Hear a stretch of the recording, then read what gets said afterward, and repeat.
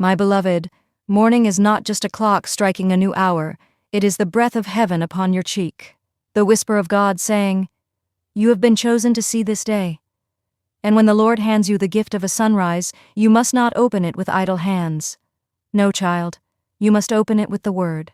For there is a secret that will change how the sun greets your face and how the night bows before your rest. It is the secret of Psalm 91, the promise of Psalm 121, and the comfort of Psalm 23. 3 rivers of living water flowing from the throne of grace into the vessel of your soul. Child, morning is a holy thing. It is the curtain rising on the stage of your life. A stage you didn't build, but one you've been invited to step onto. It is the gentle hand of God pulling back the dark veil of night to say, "Look here, beloved. I have made a new day for you."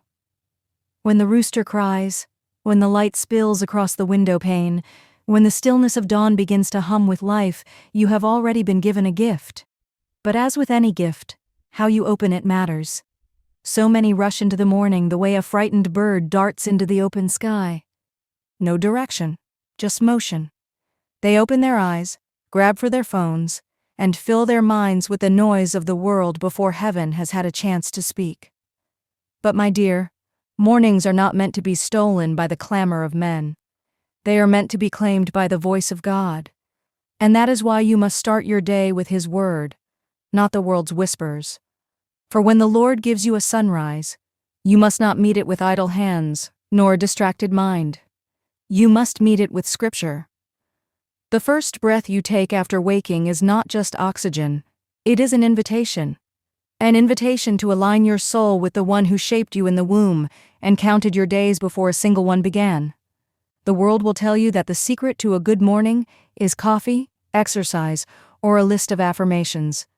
But hear me, all those things have their place, yet they pale in comparison to the power of speaking God's promises over your life before the day has a chance to touch you. Starting your day with the Word of God is not superstition. It is spiritual positioning. It is not a ritual of fear, but a declaration of faith. It is saying, "Lord, before I talk to the world, I will talk to you. Before I take on its burdens, I will wear your strength." When you begin the morning with Scripture, you are not just reading words. You are opening the gates of your spirit so the King of Glory may come in. And why begin with Psalms? Because the Psalms are not just poetry. They are the heartbeat of humanity laid bare before God. They carry the cry of the soul, the roar of the Spirit, and the whisper of trust. The Psalms are a meeting place between heaven and earth, a place where man speaks to God and God speaks back. And when you choose to clothe your morning in Psalms, you choose to let your day be framed by His voice, not the world's demands. When you take Psalm 91 upon your lips at dawn, you are drawing the curtains of heaven's protection around you. You are stepping into a shelter that the eyes cannot see, but the soul knows well. You are telling the day, "I will dwell in the secret place of the Most High." That secret place is not found in a church building or under a roof of stone. It is found in a surrendered heart. And if you start there, you are already ahead of every battle that might come your way. When you take Psalm 121 into your morning, you are setting your gaze in the right direction. Before the bills, before the meetings, before the news headlines, you are looking to the hills. And those hills are not mere mountains of dirt and stone. They are the symbol of God's high and unshakable power. You say to yourself, "My help comes from the Lord." And the moment you say it, the grip of worry begins to loosen because you've remembered where your strength truly lies.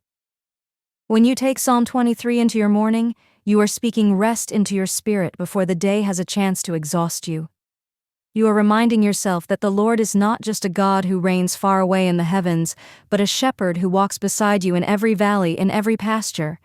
You rise knowing you are not alone, not unguarded, and not without provision. This is why starting your day with the Word is a secret worth keeping and a habit worth guarding. Because the moment you awaken, the unseen world awakens too. The angels are ready to walk beside you. The Spirit is ready to guide you, but so is the enemy ready to distract you. He knows if he can shape your first thought, he can shape your whole day. But beloved, if your first thought belongs to God, the enemy must step back. Imagine your morning as a door. If you open it to God first, everything that comes after must pass through Him before it reaches you. If you open it to the noise of the world first, then the peace of God must fight its way back in. One is a life of constant reaction, the other is a life of constant covering. And so I say, rise gently, but rise intentionally. Let your first words not be complaints about the day ahead, but gratitude for the day at hand.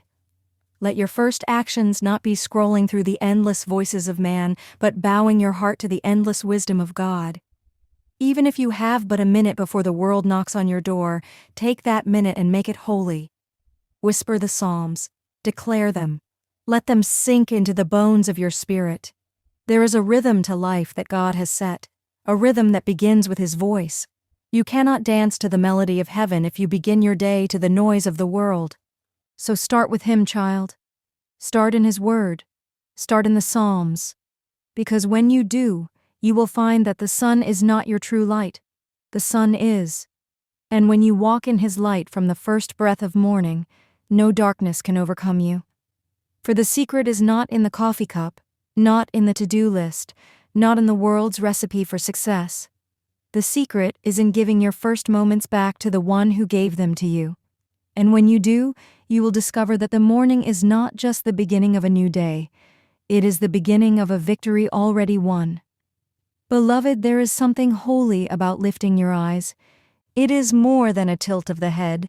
It is the turning of the soul. When the psalmist said, "I lift up my eyes to the hills," where does my help come from? He was not simply speaking of geography. He was speaking of posture. He was speaking of where the spirit looks when life feels heavy, when the heart feels tired, and when the mind is tempted to bow under the weight of the world.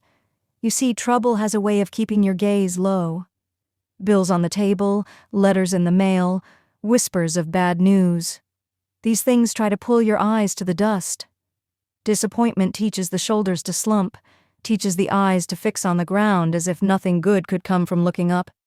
The enemy knows this too. He delights in bowed heads, not in prayer, but in defeat. He delights in keeping your sight fixed on the problem so that you forget the provider. But child, the hills are calling. The Maker is calling. The secret to beginning your day with Psalm 121 is that it refuses to let you be a prisoner of what you see at eye level. It reminds you to look beyond, to lift your eyes where your help truly comes from. And what hills are these? Not the soft slopes of nature alone, but the eternal hills, firm, unmovable, rooted in God's own glory. These are the high places where His throne rests, the stronghold from which He watches over His children. When you speak this psalm in the morning, you are not merely reciting poetry. You are fixing your vision on the eternal. You are saying to every fear, "I know where my help comes from, and it is not from you." Your help does not come from the clock or the calendar. It does not come from the government or the paycheck. Your help does not rest in the fragile hands of human beings who may rise today and fail tomorrow. Your help comes from the Lord, the Maker of heaven and earth, the one who carved out the seas with His voice, who told the sun where to rise and the moon where to rest, the one who does not sleep and does not slumber. For His watch over you is constant, and His care is unbroken. Do you know what it means? That He will not let your foot slip. It means that before the enemy can trip you, God has already steadied you. Before the danger can catch you, God has already shielded you. Before the valley can swallow you, God has already lifted you. This is not the promise of a trouble-free life, but the promise of a guarded life. When you wake and declare Psalm 121, you are standing in that promise. You are telling the forces of darkness, "I am not unguarded. I am not alone. I am not vulnerable." You are saying to yourself, "I am kept by the Keeper of Israel, who does not take His eyes off me for a single heartbeat. And oh, how tender His keeping is." The psalm says, "He will watch over your coming and your going both now and forevermore." That means the moment you leave your home, He is there. The moment you return, He is there. He is the God who stands at the gate of your day and at the door of your night. You may cross into unknown territory, but you will never cross beyond His sight. Think of a shepherd standing watch over his flock, not once glancing away, not once distracted by his own hunger or thirst. Think of a mother keeping her eyes on her child in a crowded marketplace, unwilling to lose sight even for a breath. That is how your God watches over you, constant, attentive, fierce in his protection. Some mornings you will not feel like looking up. The clouds may seem thick, the hills may seem far, and your soul may ache to stay low. But that is when you must lift your eyes most. For looking up is not about denying reality, it is about choosing which reality you will live in. The visible world may scream trouble, but the unseen world whispers, "Help is here." And help is not a thing, help is a person. Child, the Lord himself is your keeper. Not just in the church pew, not just in the quiet moments, but in the chaos of traffic, in the tension of meetings, in the uncertainty of decisions. He is the shade at your right hand, protecting you from the scorching sun of worry and the cold moon of loneliness. He is there in the heat of your trial and the stillness of your rest. This is why the morning matters. For the first thing you fix your eyes on sets the tone for everything else you see. If you wake and see only your troubles, you will walk with the spirit bent low. But if you wake and see the hills, if you wake and see the Maker, if you wake and remember that your help comes from him, you will walk with your head lifted and your heart anchored. And hear me well. The hills do not move. You may wander, you may stumble, but the hills remain. God's help is not seasonal. His keeping is not conditional. His eyes are on you in the summer of your joy and in the winter of your sorrow. In the mornings when you rise with praise, and in the mornings when you rise with tears, his keeping hand is steady. So each dawn stand before the day and lift your eyes. Let the world see that your confidence is not in the weather, not in the news, not in your own strength, but in the Lord who keeps you. Let the heavens hear your declaration, and let the earth feel your faith. Say it with your whole soul. My help comes from the Lord. And when you do, you will find that you walk into the day lighter, stronger, steadier. You will find that fear loses its grip because your gaze has shifted from the shadows to the light. And you will know deep in the marrow of your being that you are not stepping into the day alone. The keeper of heaven walks beside you, before you, and behind you. That, beloved, is the secret of lifting your eyes in the morning. It is not simply a verse, it is a lifeline. It is the act of placing your trust where it will never fail. It is the choice to let the hills, the eternal hills of God, be your first sight and your steady hope. For when you start your day with your eyes lifted, you will end your day with your heart kept. Child, there is a deep and tender truth wrapped in the words, "The Lord is my shepherd, I shall not want." It is not just a sentence in an old book. It is a song for the soul, a declaration that changes how you stand in the world. When you speak it in the morning before your feet even touch the floor, you are telling the day who your master is and who your provider will always be. This is the rhythm of Psalm 23. It begins not with you but with him, not with your needs but with his nature. It does not start with the troubles you see, but with the shepherd you know, and that is the secret, beloved. When you rise in the morning and declare Psalm 23, you are deciding that your life will not be governed by lack, but by the abundance of God's care.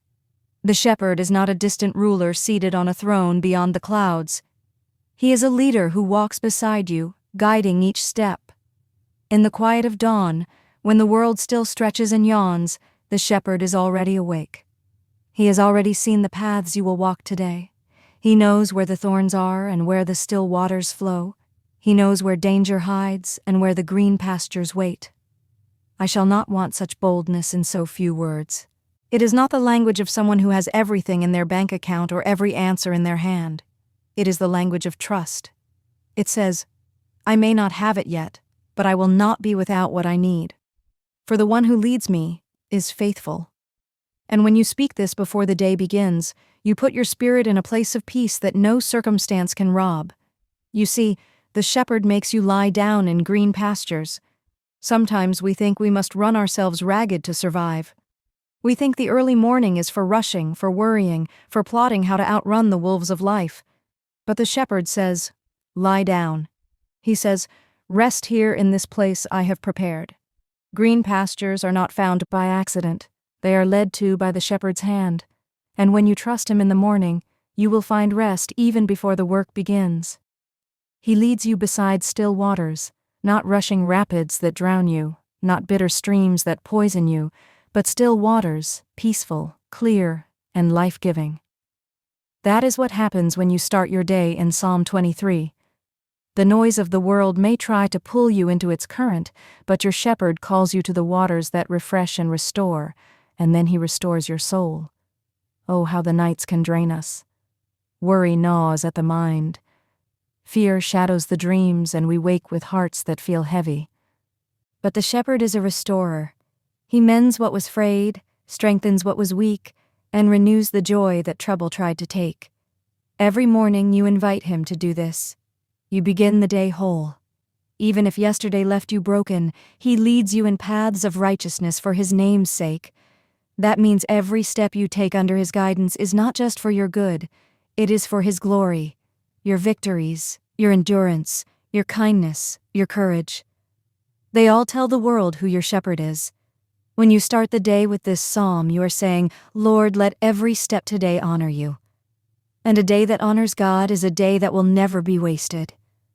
Then there is the valley, the shadow of death, the place no one wants to walk. And yet even here the shepherd is present. Psalm 23 does not promise you will never face valleys. It promises you will never face them alone.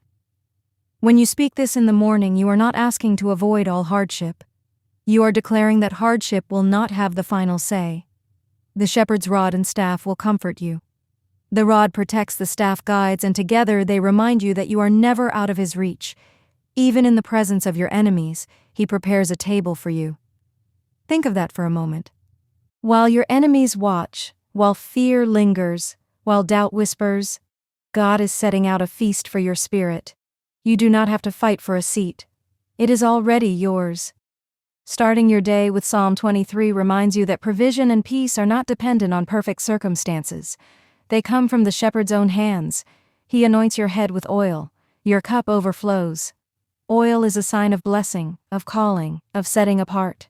And an overflowing cup is not a life that merely survives. It is a life that spills goodness onto everyone around it.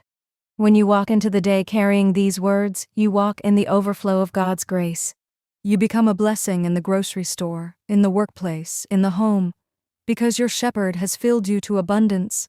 And then the psalm closes with a promise that sweetens the whole morning.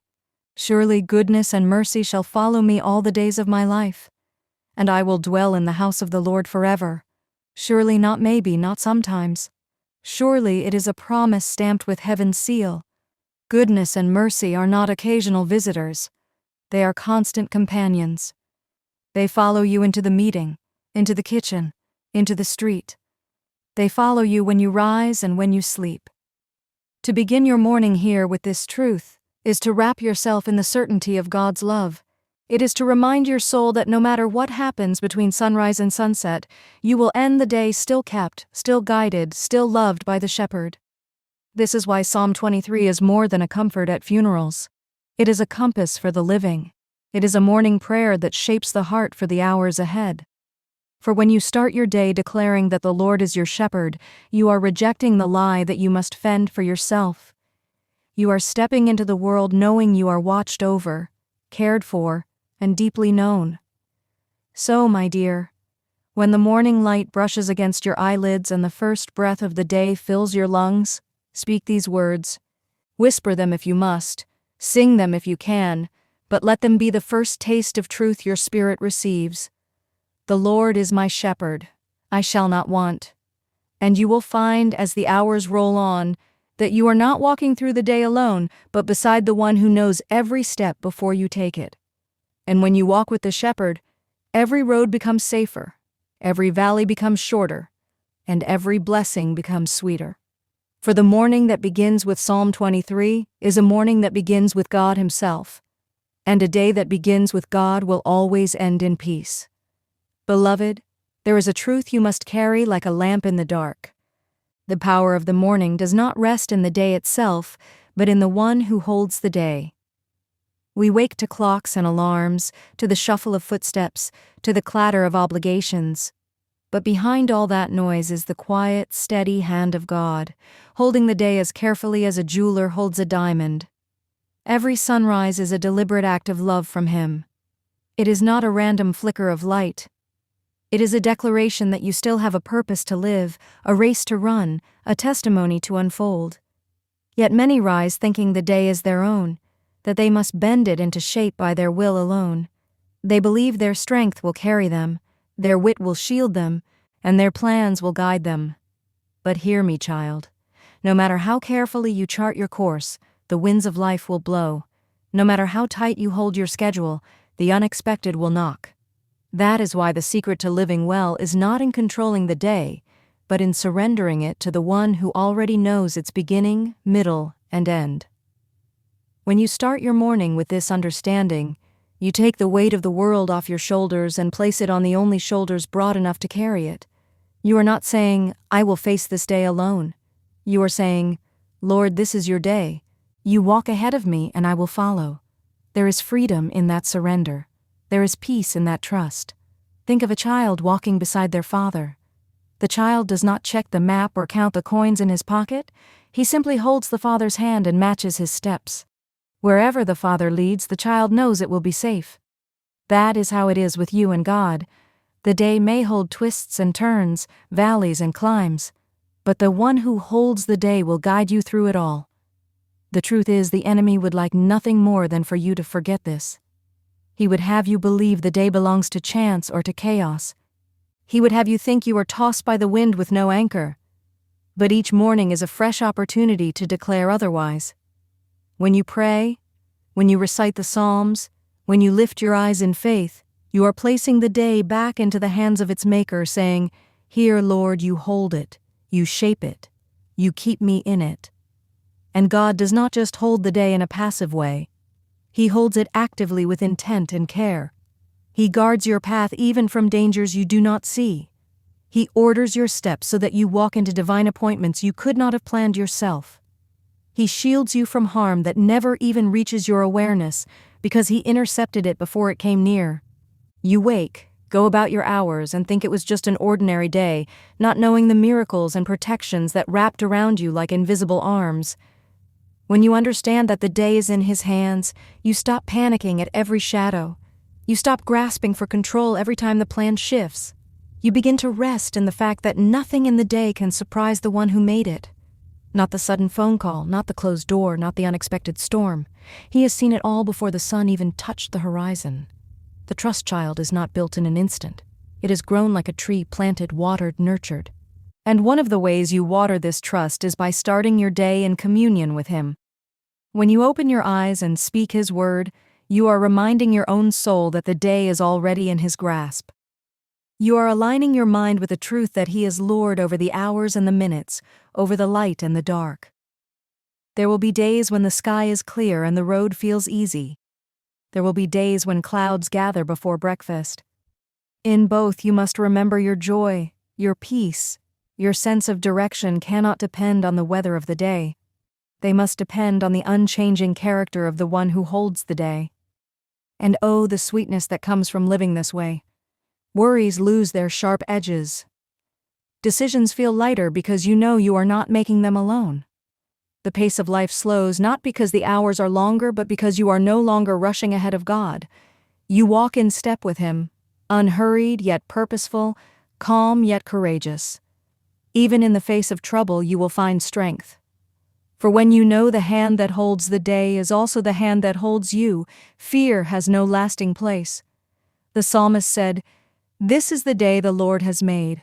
We will rejoice and be glad in it." That is not a call to rejoice because the day is perfect. It is a call to rejoice because the Maker is perfect, and He made this day for you to walk in His plan.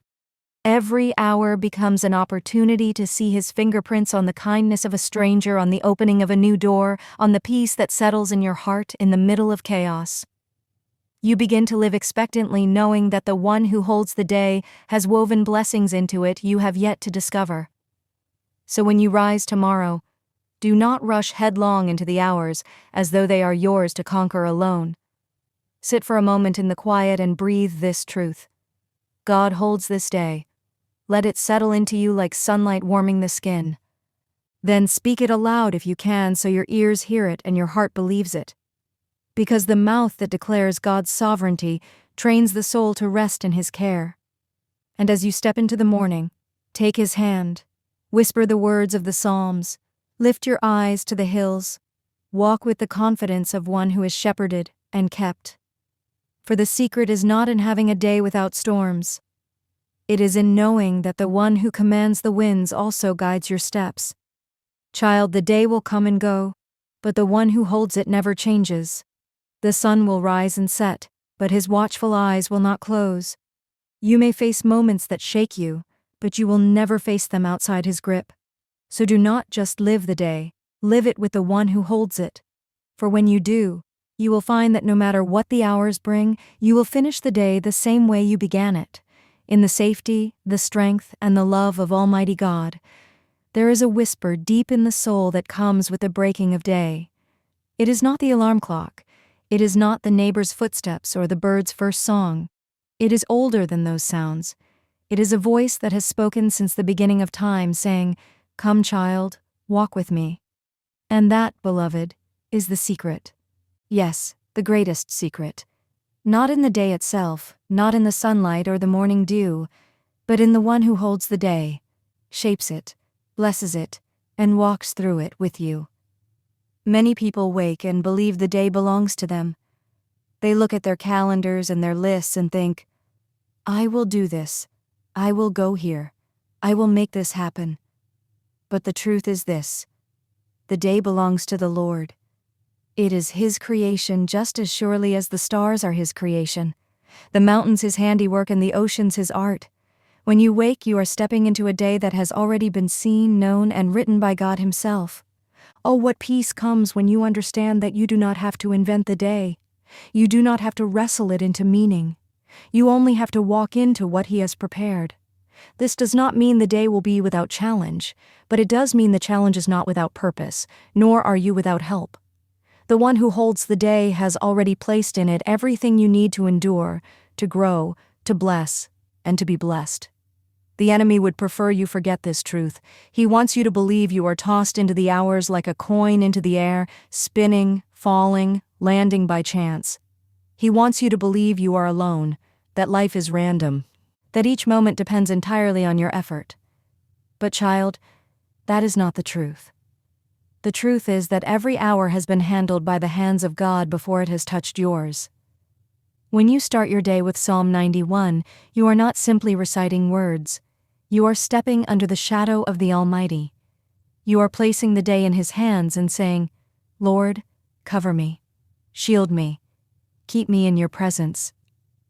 When you begin with Psalm 121, you are lifting your eyes from your problems to your provider, declaring, "My help comes from the Lord." And when you whisper Psalm 23, you are confessing, "The Lord is my shepherd, and I shall not want." Those are not just scriptures. They are hand-clasped with the God of the day. They are your way of saying, "I trust you more than I trust myself." And that trust that is the treasure. For the secret is not in the hours themselves, but in whose hands those hours rests. If you hold the day in your own strength, you will be weary before noon. But if God holds the day, then He also holds you. And when the day is held by the one who is eternal, no moment is wasted. No step is misdirected. No burden is carried alone. Consider the flowers in the field. They do not twist in anxiety, wondering when the sun will rise or when the rain will fall. They simply open themselves to the care of the one who governs the seasons. In the same way, when you trust God to hold your day, you release the need to control every detail. You step into the morning like a flower turning toward the sun, expectant, open, at peace. There is a kind of freedom that only comes from surrender. We live in a world that teaches us to grab, to plan, to dominate. But the kingdom of God teaches us to release, to listen, to follow. When you give your day to the Lord, you are not giving up power. You are stepping into true power. For who can guide the day better than the one who made it? Who can protect the hours better than the one who commands the night? Who can bless your path better than the one who knows where it leads? And here is the mystery, child. When you walk with the one who holds the day, you begin to notice blessings you used to miss. A conversation that feels like a divine appointment. A problem that somehow resolves itself without your frantic effort. A peace that rises up in your chest when the storm is raging around you. Those are not coincidences. They are the fingerprints of God on your hours. They are the marks of a day held in holy hands. The world will keep telling you to chase the secret to success, the secret to happiness, the secret to productivity. But the greatest secret, the one that carries you not just through a day but through a lifetime, is this. Give the day to God before you take a single step in it. Speak His word over it. Invite Him into it and then trust Him with it. When the sun rises, He is there. When the shadows fall, He is there. When the path is clear, He is there. When the way is tangled, He is still there. And because He is there, the day is not just another turn of the clock. It is a divine appointment, a page in the story He is writing for you, and when night comes you will look back and see that you were never alone. The trials you faced did not break you because He was your shield. The joy you felt was deeper because He was your source. The burdens you carried were lighter because He was your strength. That is the miracle of a day held by the one who loves you without measure. So tomorrow, before you touch your phone, before you pour your coffee, before you let the world in, take a moment to place the day in God's hands. Speak the Psalms not as a ritual but as a conversation with your Creator. Let your heart say, "This is your day, Lord. Walk with me in it, and I will walk with you." And when you do, you will discover that the hours may change, the circumstances may shift, but your spirit will remain steady. For the one who holds the day is the same yesterday, today, and forever. And when you rest in His hands, you will find that the day, no matter what it brings, becomes a gift, a journey, and a testimony of His unshakable